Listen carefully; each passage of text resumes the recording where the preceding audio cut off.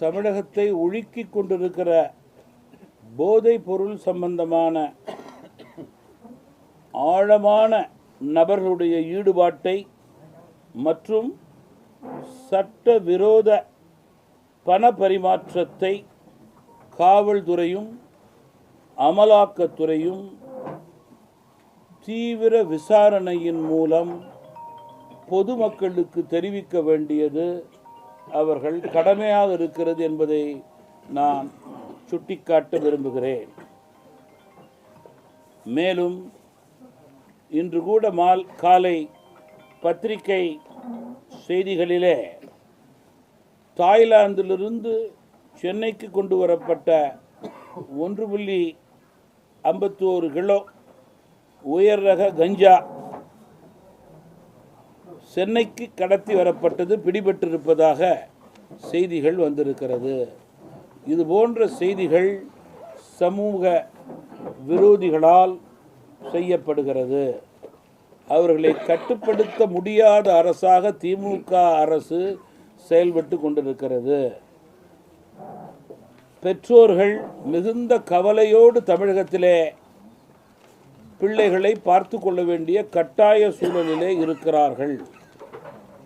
இதுபோன்ற போதைப் பொருட்களுடைய விற்பனை கல்லூரி பள்ளிகளிலே இருப்பதாக பல தகவல்கள் பல மாவட்டங்களிலிருந்து வருவதற்கு முற்றுப்புள்ளி வைக்க வேண்டியது அரசினுடைய முதற்கடமை, அவசிய கடமை, அவசர கடமை என்பதை தமிழ் மாநில காங்கிரஸ் கட்சி தமிழக அரசுக்கு உணர்த்த விரும்புகிறது.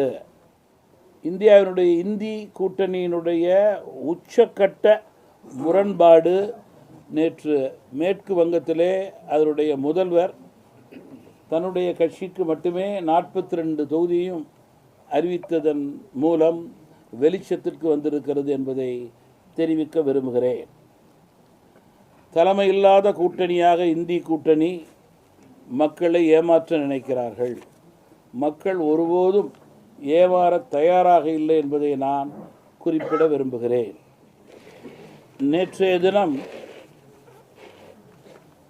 பாஜகவோடு முன்னாள் முதல்வர் மரியாதைக்குரிய திரு OPS அவர்கள் பேச்சுவார்த்தை நடத்தியிருப்பது கூட்டணிக்கு பலமே என்று தமாக கருதுகிறது. சட்டம் ஒழுங்கு எப்படி இருக்கு? குறிப்பாக தமிழகத்தில் வந்து போதைப் பொருள் கடத்தல் அதிகரிச்சுட்டே இருக்கு. நாளுக்கு நாள் நிறைய இடங்கள்லாம் பிடிச்சிட்டு இருக்காங்க. போதைப் பொருள் விற்பனை அதிகமாக இருக்குது. சட்டம் ஒழுங்கு எப்படி இருக்கு? நீங்கள் பொதுவாகவே பல மாதங்களாக தமாகவினுடைய பத்திரிகை தொலைக்காட்சியினுடைய சந்திப்பை பார்த்தால் கொலை, கொள்ளை, செயின் திருட்டு இவைகளெல்லாம் அதிகரித்து கொண்டிருக்கிறது என்ற கவலையை வெளிப்படுத்தியிருக்கிறோம். குறிப்பாக குறிவைத்து திருடுவது, கொள்ளையடிப்பது என்பது திருடர்களுக்கு ஒரு சாதகமாக இன்றைக்கு தமிழகத்திலே இருக்கிறது என்பது வருத்தத்துக்குரிய செய்தி. ஏதாவது ஒரு கிராமத்திலேயோ அல்லது டவுன்லேயோ அல்லது சென்னை போன்ற சிட்டியிலேயே கூட யாராவது வெளியூர் போகிற மாதிரி இருந்தால் நிச்சயமாக திரும்பி வரப்போ அவங்க பீரோல் திறந்து தான் இருக்குது. அதுபோல் ஒரு அச்சமான வெளியில் போகக்கூடிய நிலை இருக்கிறது. இதை கட்டுப்படுத்த வேண்டும். 100% இல்லாமல் இருக்க வேண்டும் என்றால் அது சில நேரங்களில் கடினமான பணி. ஏன்னா தனி மனித ஒழுக்கம் சம்பந்தமான ஒன்று. இது தொடர்ந்தால் கண்டிக்க வேண்டிய ஒன்று, இரும்பு கரம் கொண்டு அடக்க வேண்டிய ஒன்று, காவல்துறை கடுமையாக கண்காணித்து நடக்க வேண்டிய ஒன்று. இது சரியே முறையே நடப்பது இல்லை, ஆட்சியாளர்கள் இதில் அக்கறை காட்டுவதில்லை என்ற சந்தேகம் மக்களிடம் பெருத்து இருக்கிறது என்பதில் மாற்று கருத்து கிடையாது. அதனுடைய தொடர்ச்சி தான் தற்போது போதைப் பொருள்,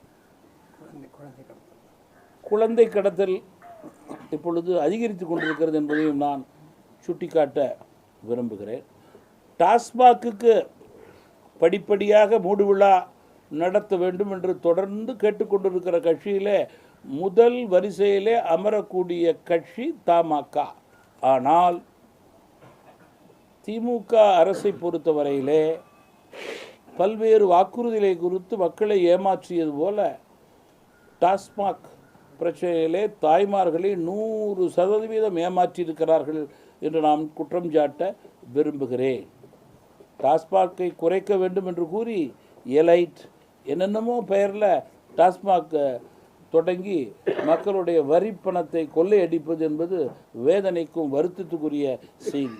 1000 ரூபாயை பெண்களிடம் கொடுத்து அதில் 999 ரூபாயை ஆண்கள் வாங்கி கொண்டு தவறான பழக்கத்துக்கு அடிமையாகிறது என்பது தமிழகத்தில் அது சரளமாக இருக்கிறது என்பதற்கு எடுத்துக்காட்டு.